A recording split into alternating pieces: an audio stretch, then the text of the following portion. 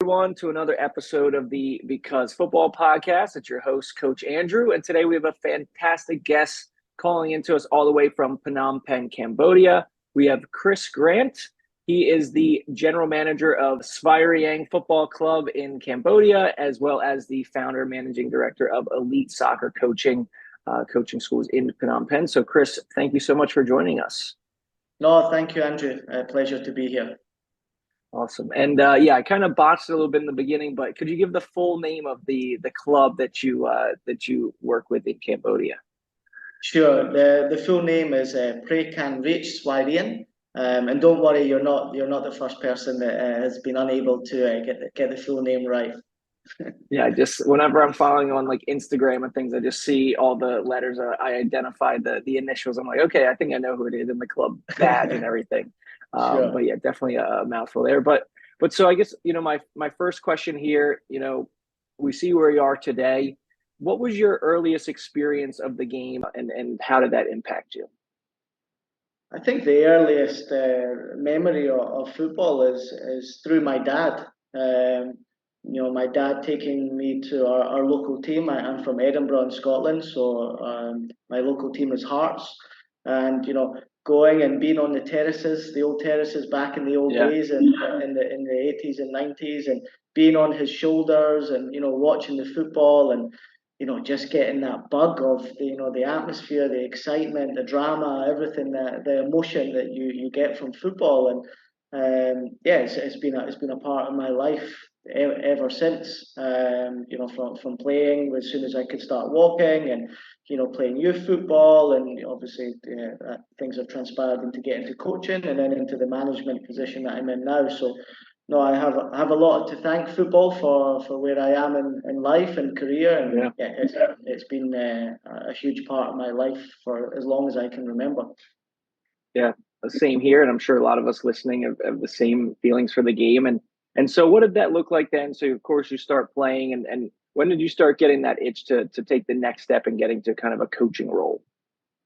Yeah, so actually, I left school, high school at 15, and I went to college and started studying sports coaching with sports development. So I was still playing locally, and it just started the course started to give me just a little bit of a flavour of the coaching side of it, the very different elements of sports that involved, because previously always just playing football all the time.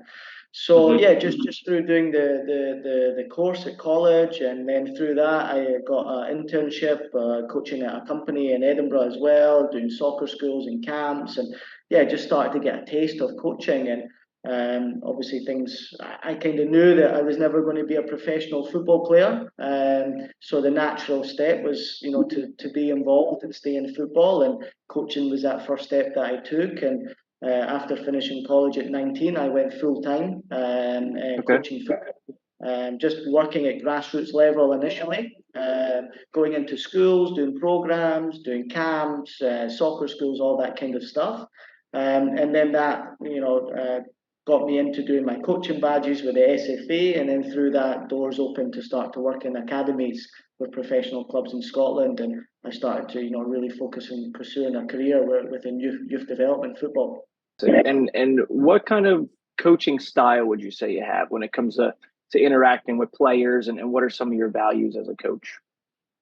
Yeah, I mean, I never worked as a head coach, so it's very, very different when you're working with young kids, For especially sure. when you're working at that grassroots level.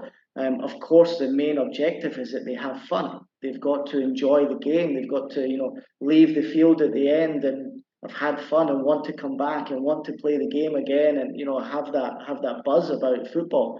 Um, so I guess just when I was coaching at grassroots level, it was ensuring the kids have fun, they learn, they develop, but yeah, they develop the social skills, and meet new friends, and they just get a great experience out of it. Obviously, as you then move into academies, that becomes a little bit different when you are, Sure. much more focused on the player development, focused on, building players to get them, through the different age groups, and then, hopefully into the senior teams. So we obviously, at any football club that I worked in, of course, you have a little bit of an idea of how you want to play, but there's always a philosophy that has been, the club identity that you have to follow in terms of how, the academy manager or the director of football wants, the style of play to be done within the academy, and the set curriculum and the program. So the things may have changed now, back in Europe and stuff, but certainly as a young coach coming in, there wasn't a huge amount of freedom to express yourself as a coach, because there was a structure there that this is what they wanted to be delivered to the kids within their academy program. And Right. obviously you can put some ideas and you can tweak things and do things that you like to do, but there is a set curriculum that you have to follow. So yeah, I don't really say, I can't really say that I've had a clear kind of philosophy as a coach. Obviously, I have a philosophy of football that I like to watch, of course, as we Sure. all do. We all want to watch, fast football, pressing, high intensity, ball on the ground, quick combination plays. So, of course, I enjoy that element of football. But yeah, I think it's very different when you're a head coach. You have that as maybe an academy coach or a grassroots coach. It's slightly different in terms of what you're trying to put across. Mm-hmm. Yeah, and I think that's like big picture, right? When you're talking about your curriculums and the vision that the club has for development and what type of football they want to play. But what I heard you say is just like, and especially at the level that many of us are at, and certainly where I'm coaching at, just having the fun element, right? And I think honestly, whichever level you go up, you still have to maintain that. It just looks differently, right? Yeah. Fun at a U6, U7 grassroots session is going to look different than fun at an under 18s academy level. But you still have to find your way of tapping in and connecting with those players individually. And I think that's the challenge as a coach of balancing those things. So you're coaching, you got involved in the academy, you've got a very unique path, man. Where does Cambodia come into all this, and how did you find yourself there? Yeah, so back in Scotland, while I was working in academies, I actually set up my own coaching company. I had a kind of burning desire and seen that there was a need to try and, start what we called back in Scotland development centres. So my idea initially for elite soccer coaching was to try to open development centres for players to get additional training, to work on skills that they felt they need to improve. Maybe they were in academies, maybe they were in youth clubs, it didn't really matter. But it was a development centre for players to come.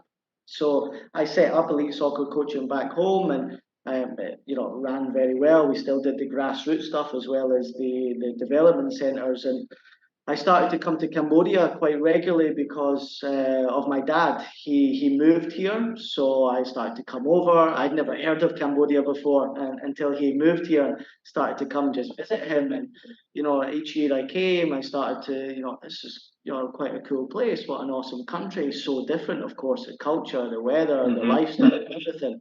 And each time I kept coming, I started to try and engage with people on the ground here in football. And to be honest with you, there was really nothing at youth development, grassroots.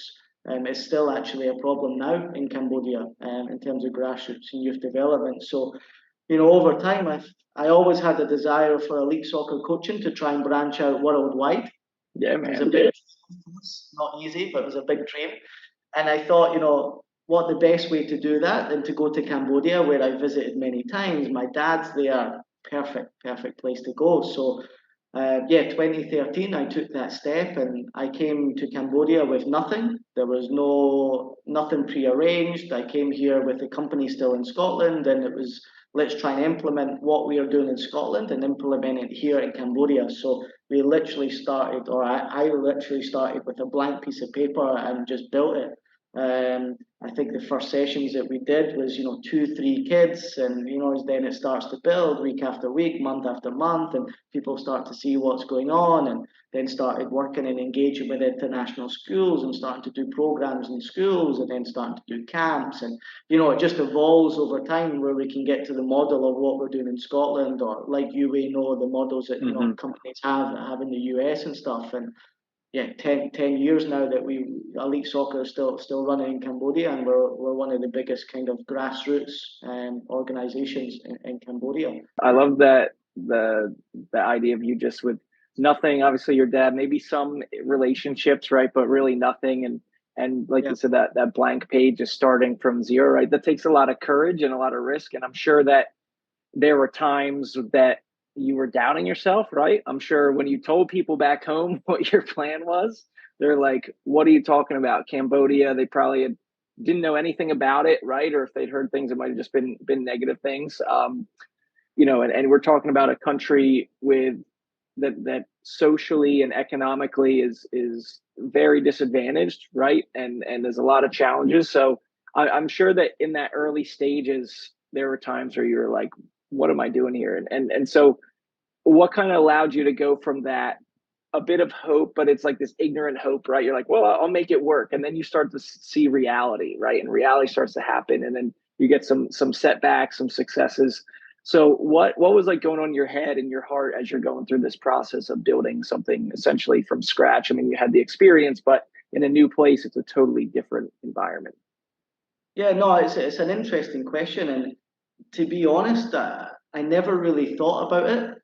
I just kind of did it, and it just thankfully it worked. I believed in what I was doing. I believed that I could help. I believed I could make a difference, and I knew obviously from my experience in Scotland that I gained a lot of knowledge about youth development, and Mm-hmm. particularly in grassroots, and the early days, yeah, looking back, you're kind of like two, three kids. Is it going to grow? Is it going to work or not? But persistence and keeping at it and keeping a level of professionalism and, trying to grow it to make sure that, people see value in what you're doing. And of course, because I couldn't speak Khmer, the language, everything was being delivered in English. So you were really just attaching yourself to possibly expat families that were living and working in Cambodia, or Cambodians that could speak English. So very limited kind of market there. So it certainly took many months to really get to a stage where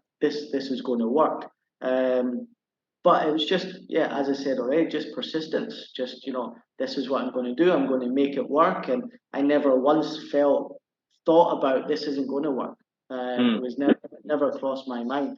It was just like, yeah, I'm going to do it and it's going to work. And what challenges come along the way, we'll find a solution and we'll find a way around it, and we'll make it happen. So, yeah, that's yeah, maybe yeah, It's that's how awesome. it I is. mean, that's it, right? I mean, I think you look at that success story and of many people, it's you had the vision, that was your plan A. It was, that was your belief. You didn't doubt yourself. You just went for it, and despite what was happening, you maintained that within yourself, and I think that's fantastic. So from there, working with kids, we're talking grassroots level. Where did this opportunity to join the professional game in Cambodia, like where'd that come from, and what did that look like at first?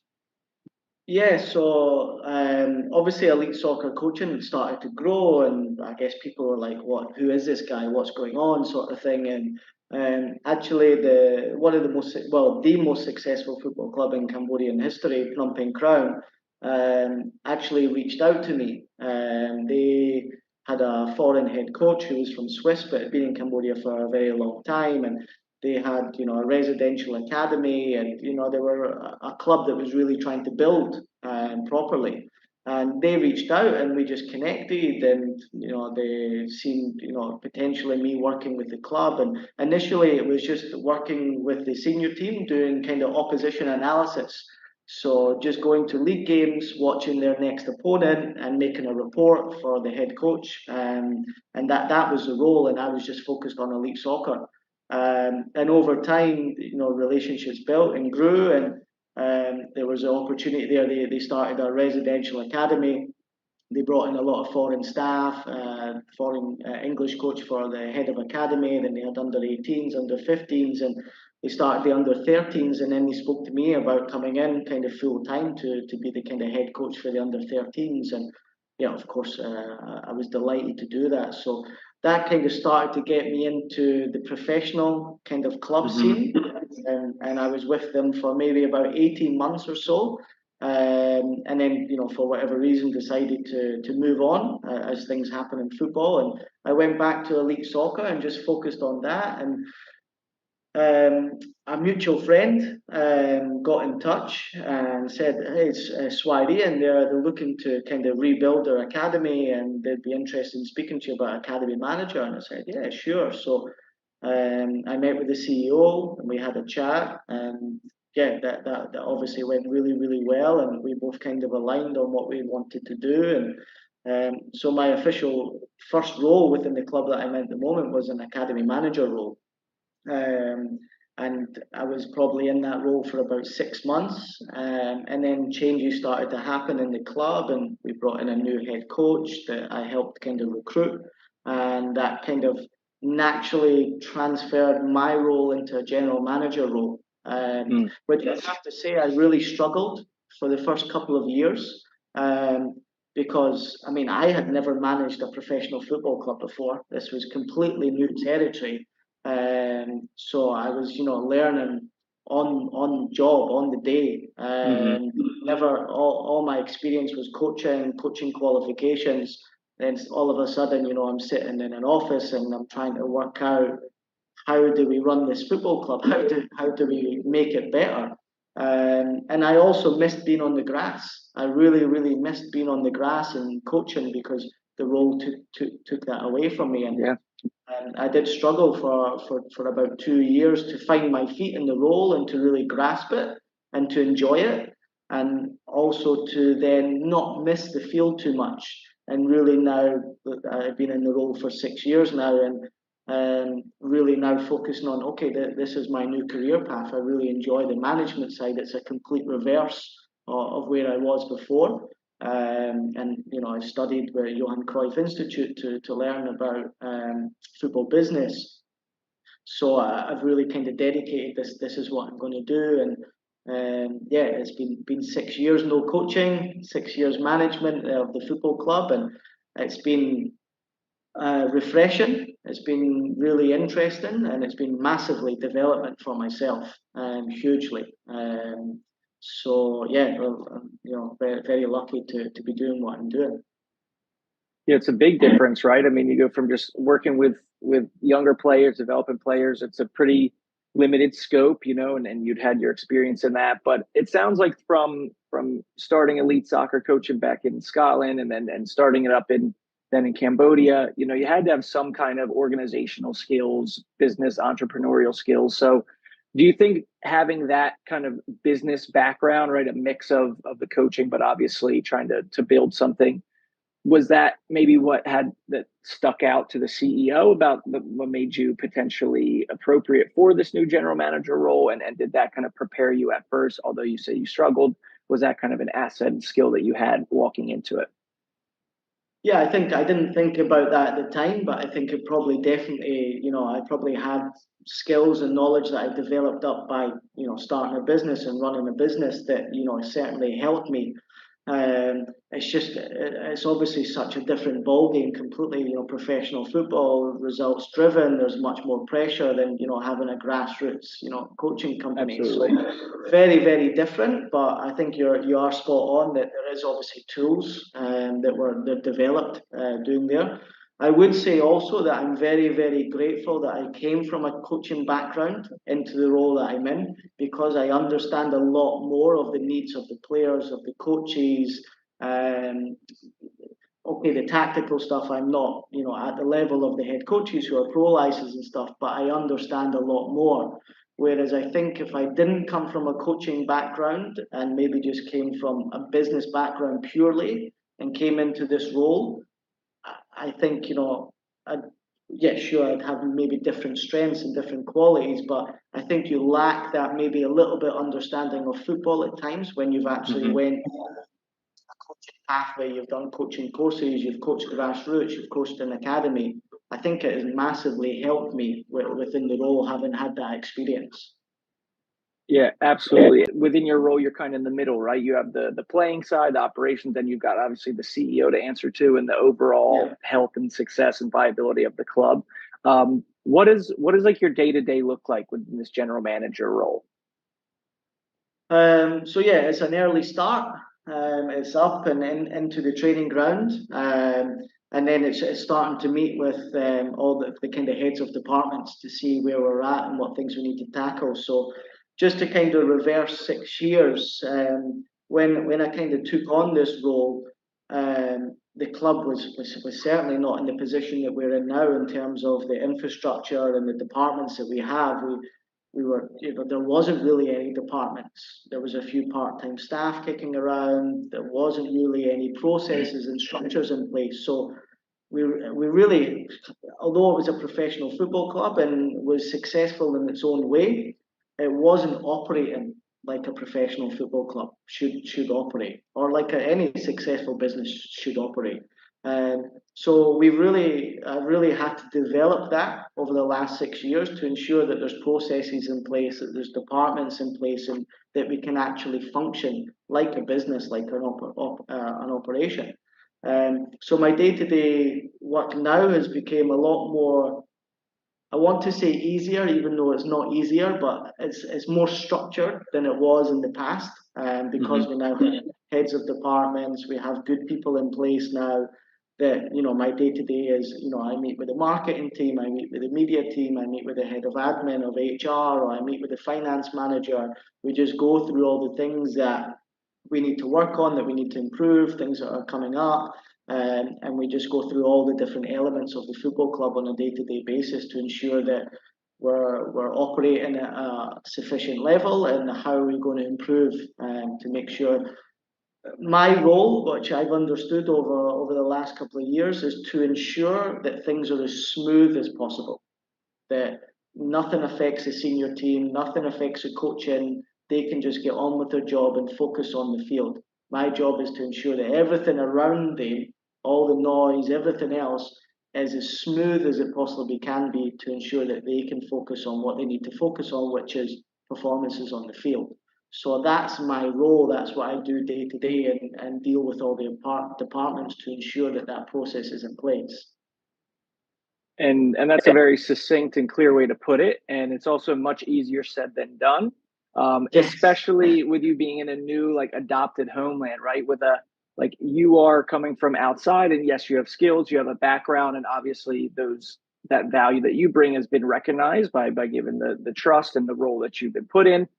Because at least to my knowledge, in much of world football, on the technical side, the coaching side, the playing side, it's not uncommon to have just look for the best talent from around the world. But typically, the administration, the manager roles, that tends to be more domestic, right? Tends to be, okay, like, this is our country, our club, like, we're kind of going to run things. So what were some of the cultural communication, kind of like social elements that you had to kind of grapple with at first before you could kind of get to this smooth and well functioning machine?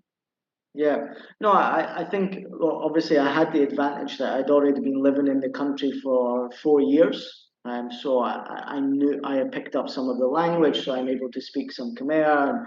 And, obviously I'm very accustomed to the way of life, which is very, very different. So I think, here and working with Cambodians, particularly, and I think it's also common within the region, is that they you have to work delicately with them, because coming in bashful, and I know this, and that you're doing it all wrong, and it doesn't work in any environment. But Sure. just my experience here in Cambodia, it doesn't work even more, just because of they're a Buddhist country. They're very calm. They like to, a safe face is very important. So you have to work around that to find the solutions of, okay, we've done this, but what about if we do it this way? And what do you think about that? And trying to include them in the transitions that we're trying to make, because like you rightly said, this is their country, this is their club, this is their football. For however long I've been here, I will always be a foreigner. I'll always be, an outsider, and because this is not my country, it's not my birth country. So I think you always have to respect, and you have to manage that. And I think one thing that I'm always wanting to do is, and I've done it with elite soccer as well, is any employee that works with me, I want them to feel like they're included in what we're doing. It's not a dictatorship in terms of this is what we're going to do and this is the right way, because I don't know all the answers. Right. They know more than me in terms of culturally and things that we need to do, and we need to approach this in a different angle. So they really need to feel part of it, and they need to feel that they're part of the change and they're making things change for the better. And it's not just being purely driven by me. So it's a very delicate kind of balancing act of not trying to make changes for the better, but working in a way that the staff feel that they're part of that change and they're included in change and they're heard and their opinions are heard, and that there's flexibility in what we're trying to do to manage it the right way. In any environment, right, people don't want to be told super directly or kind of chewed out that they're doing things wrong. So it takes an approach to leadership of, I think, that requires like empathy, certainly. So you've got to kind of see where they're coming from, what they're accustomed to. I mean, with my experiences, even as an English teacher in Thailand, right, living in Bangkok for 2 years, seeing the educational system, seeing how like authority generally interacts with people in those levels, like it really showed me, okay, like if I approach these kids, right, or I approach my colleagues the same way I would in the United States, where we have a much different way of functioning, a different way of communicating, there's going to be some issues there. And it took me a while to learn that, right? And like you're saying, at least you had 3-4 years in the country, you had a really good base before you going into this higher role. So with that said, and talking about like some of the thought process and your considerations as a leader within Cambodia, if we look at Cambodian football as a whole, I know we spoke a few years ago about kind of where things were at, and I was very curious. So what do you think is some positive developments recently within the country that gives it real upside and potential for the future? Yeah, no, I think, where Cambodia was when I first came here to where it is now is massive, massive difference. There's been, huge changes in the Cambodian league and the Cambodian ecosystem over the last, I would say, 5 years is when it's kind of really been starting. And obviously, the only way things can really change is through investment. And that's what's required: investment in good fields, investment in stadiums and floodlights, and investment in good people, and good staff, good structures. So this is maybe something that was lacking in the past that has definitely changed in Cambodia. There's a lot of good owners of football clubs who are investing quite heavily, even though revenue streams are almost non-existent here, and even revenue streams that are here are very, very small. So a lot of the day-to-day operations and running of the football club has to be funded by the owners. So we have a lot of fantastic owners that are putting good money into the club and into the right areas with infrastructure and personnel and stuff. The league recently rebranded last year. Privatized to the Cambodian Premier League. So it's now become a private entity away from the federation. And it's run now by, there's a Japanese CEO who's in place at the moment. So the privatization and the commercialization of the league has really started to happen over the last couple of years. And I think this has really helped the development of the league as well. What's actually astounded me this year is the attendances have really started to shoot up massively. Last few seasons, sometimes, the average for the league weekend, maybe, 2,000, 3,000, 4,000 over the course of the league weekend. We're four games into the season, and I think we've been breaking, 10,000, 12,000, 13,000. So there's been a big, big shift. And I think the reason for that is because of the professionalism has changed. The fields are better, the conditions are better, the stadiums are better, the quality of players has improved because of the good work that's been done in the academies. There's more resources available, so there's better foreign players playing in the country. There's more foreign coaches working in the country as well, which is raising the level of professionalism and tactics and style of plays. people like myself and other GMs that are working in the clubs as well. We have other foreigners working in other clubs, are really helping to drive professional standards across the game. So I think there's a lot of fantastic work that is going on here at the moment. A lot of good investment into the right areas. Of course, there's still challenges. There's still things that are not perfect that need to be improved. But I think Cambodian football is really heading in a very positive direction, and there's a real kind of buzz about Cambodian football at the moment, certainly domestically, and long may that continue. Just from an outside view of me, just periodically checking in and seeing things, it definitely seems to be that way, right? And as you mentioned, with the move to privatize and professionalize the league, I've just noticed it in the league branding and the quality of marketing and things like that, and even simple things like the quality of the website and things, just making it more kind of interactive and fan friendly. You mentioned the attendances, right, and that rising. I know something I noticed in Thailand is that, of course, there's local teams, right? But many people just have this strong affinity for the Premier League, right? Or potentially some European leagues, and they're accustomed more to watching that. And honestly, there's more of a feeling of passion and support for those foreign leagues than there is for their own domestically. So obviously something must be changing a little bit there if the attendances are going up. So what do you think has led to maybe people embracing the local league more than they had in the past? No, I think we have the same issues here in Cambodia. I mean, the EPL is obviously massive worldwide, and Cambodia is no different. We have fan clubs of Arsenal and Chelsea here in Cambodia, and all the clubs. Um, this is a barrier for sure for Cambodian football. There's no doubt about that. But Cambodian people are very passionate about their country. They're very patriotic, and I think that the fact that they can see that the standards are rising. Like you said, the marketing also helps. The look and the feel of it, it's more attractive to come and watch. I think the fact that the infrastructure is improved, the stadiums are nicer and more comfortable. It feels more like a professional football stadium, attracts people as well. And just generally, the level and quality of players and the style of play is improved as well. It's more exciting, and I think all of these elements are attracting fans to come and watch the local football. The Cambodian fans, what's been a big kind of question mark, and I still don't know the answer to it, is always when the Cambodian national team play, 60,000 sold out stadium. Always. Wild. Regardless of who they're playing. But then, the league's on the following week and you'll have, 2,000 or 3,000.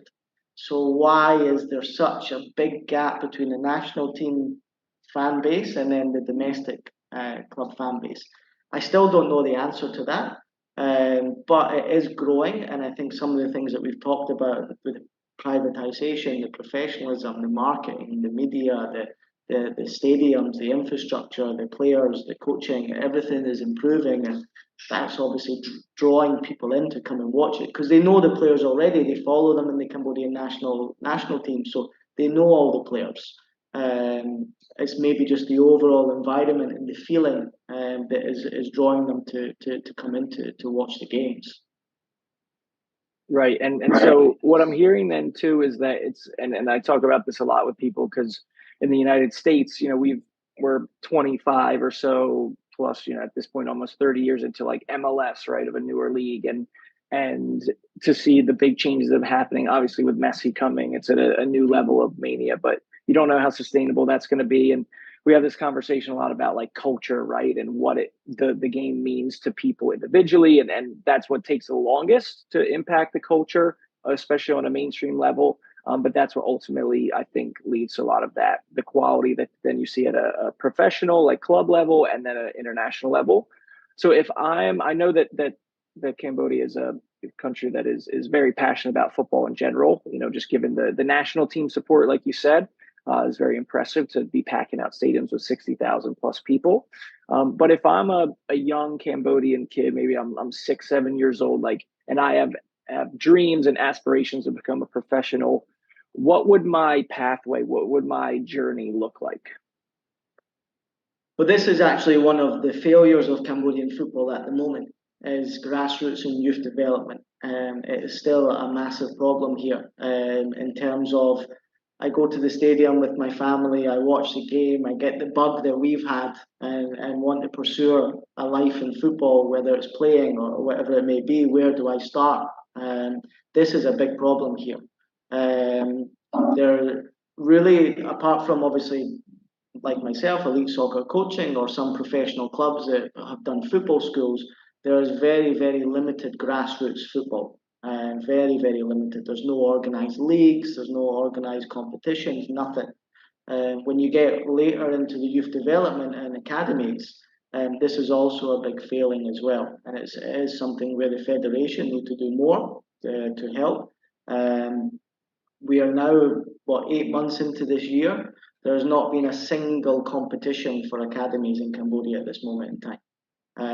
So the academies are training, they're playing friendly games, they're joining other competitions that maybe private organisations are putting on to have, competitive games.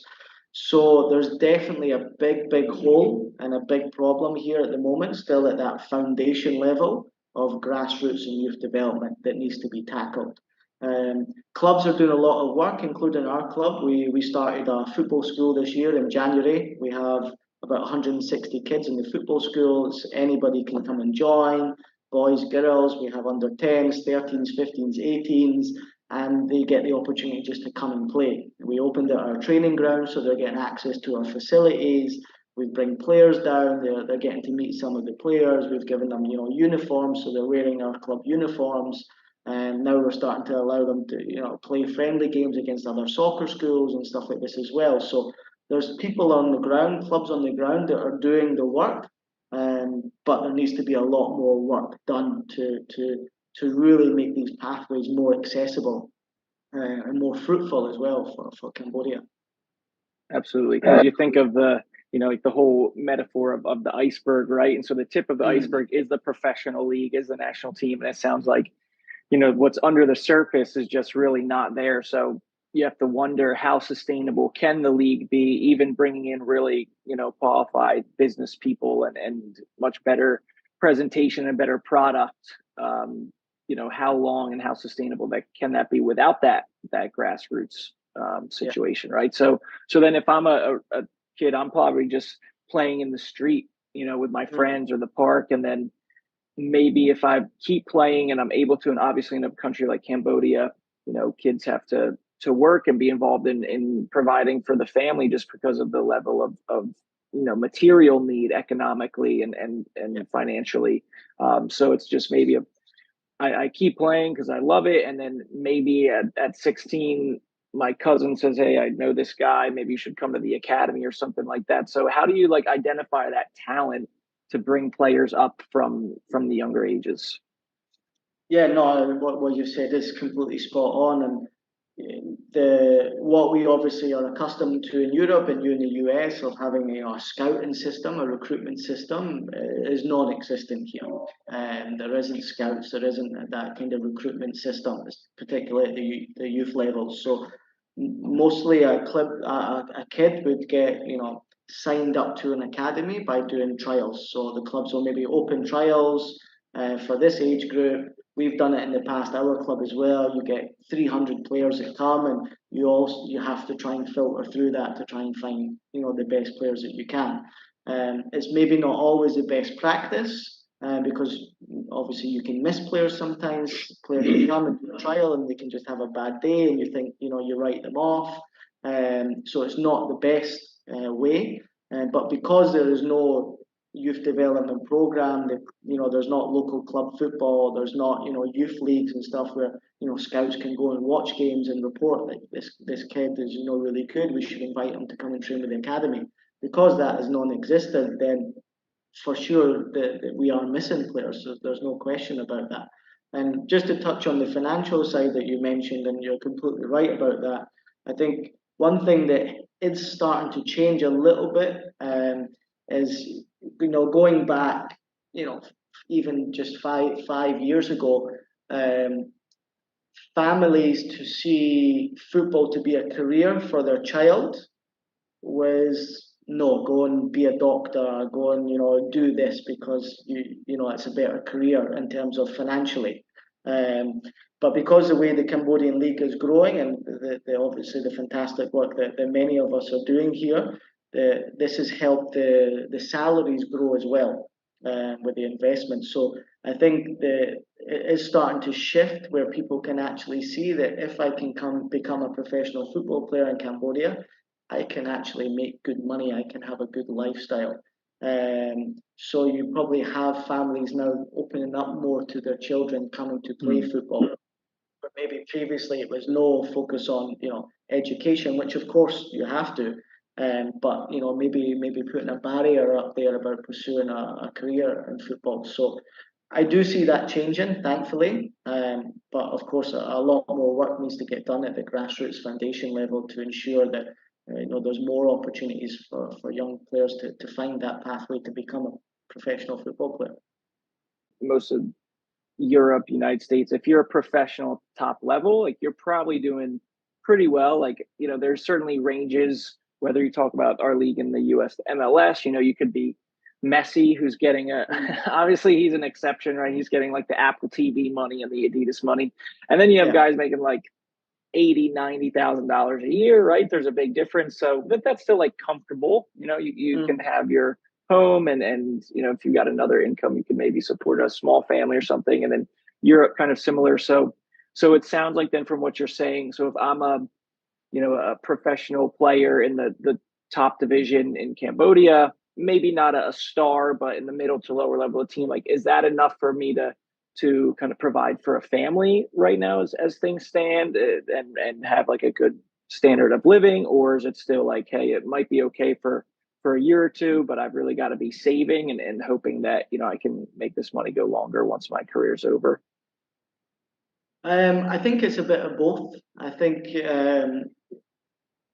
it really depends. All clubs are different here. They have different budgets. The wage structure is very different. I think, if you can get yourself into, a top five, top six club, then of course the money that you're earning is much more if you're, in eighth, ninth, tenth ranked clubs. So there's definitely probably still elements there that, they're not quite earning enough, but they're doing something that they love and they're able to get by with the hope that they perform to continue to obviously get more salary.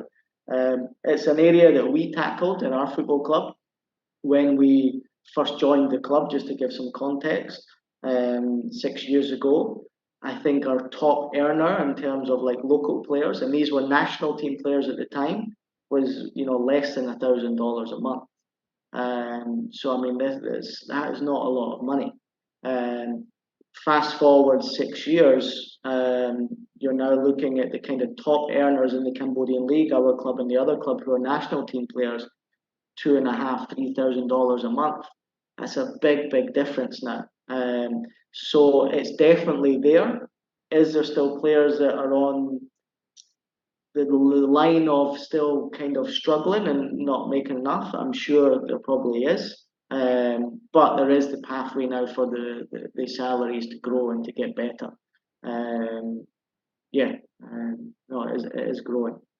Yeah. And that's the point you make is something I haven't really thought of, but the again, we talk about the culture of, as far as families seeing football as a viable option, right? And it's traditionally hasn't been any money, but now with the changing, hopefully that helps to maybe start to get more of a demand for younger levels, and then hopefully the FA or the clubs in their own way can kind of come in and give that structure and organization.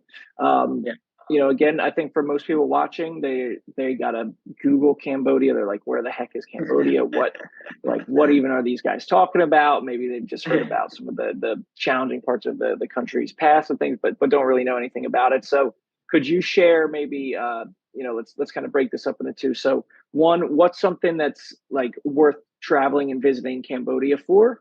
That's number one. And then number two, could you share an experience that you've had in Cambodian football that is super unique just to Cambodia? Like, you could not have this experience within the football world or the professional world anywhere else in the world here. So the first one in terms of Cambodia, why people should come and visit here, what's unique about here. I think that, obviously there's tourist sites like Angkor Wat and stuff, but I think for me, what I would put at the first is the people. The people are incredibly warm, very very nice people, very very helpful, very welcoming, um, and that just fills you with so much happiness and comfort when you're surrounded by people that walk down the street and smile at you or say hello, or just pure strangers. If you something happens, they're there to help you. My 10 years having been here, I've never had a bad experience, never. Um, Whether the car breaks down or whatever happens, people come out and help you. Um, and I think that's just because of the culture, the Buddhist culture and stuff. It's just a very, very warm culture. And to come and visit and experience that just in itself is very nice and very unique. And look, of course, you have temples here, and you have Angkor Wat, which is one of the amazing wonders of the world, and you have beautiful countryside, you have islands, to enjoy the beach and stuff. So there's lots of diversity here of what you're looking for. But I think wherever you are, the warmth of the people is very, very special. Very, very special. In terms of Cambodian football, yeah, I've seen some very interesting things. Yeah, whatever you can share on the record, right? Probably more on a negative thing in Yeah. terms of what's been interesting. I mean, going back 6 years ago, thankfully, we don't have any of these issues at the moment, but I actually experienced a riot, which I had obviously never experienced before in my life. Unfortunately, it involved our club. That just one day things got a little bit out of control, and a little bit of a riot turned out on the field with players and fans, and yeah, it was a bit chaotic. So this is something that's certainly on the negative side. I think on the positive side, again, it's just the atmospheres are very different here.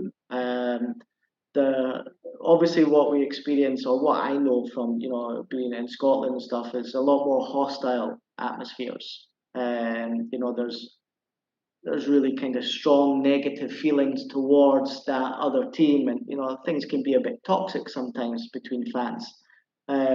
One thing that is very different here is that doesn't exist. There's a very warm atmosphere in the stadium. There's still a good atmosphere and banging the drums and singing and chanting, but it's a very warm atmosphere. And you see a lot of families coming to Cambodian football, maybe perhaps because of that. So this is just something in Cambodia. This may not be a unique thing for Cambodia, but it's just one of my experiences. It's been very different from what I'm more accustomed to when I go to a football match from back home. It is the warmth of the stadium. Our club, we have an ultras, and other clubs have ultras as well. And normally at the end of the match, you'll see the ultras come together and they'll take a group selfie together. There's just a warmth there of a love for Cambodian football, a love for the game, and there's no hostile kind of atmosphere between them. So this is just something that's been different and been unique for me within Cambodian football, but it's also very refreshing and it's very nice.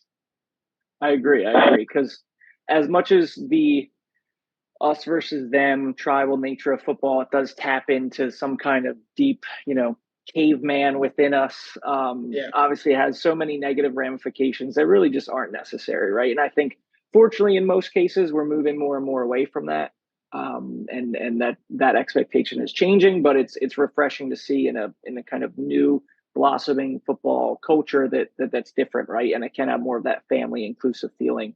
Yeah. Chris, this has been fantastic. I'm sure that we could do a lot more episodes on this in series, and I would love to, of course, keep in touch as we go, and keep tabs on what the club is doing, and football in Cambodia in general. But we do unfortunately have to wrap it up here. So the way that we end every episode with our guests is, could you please complete the sentence, because football ... Jeez, that's an interesting one. Because football is life. Is that okay? There you go. There you go, man. Yeah, it's Chris Grant. Thank you so much for joining us.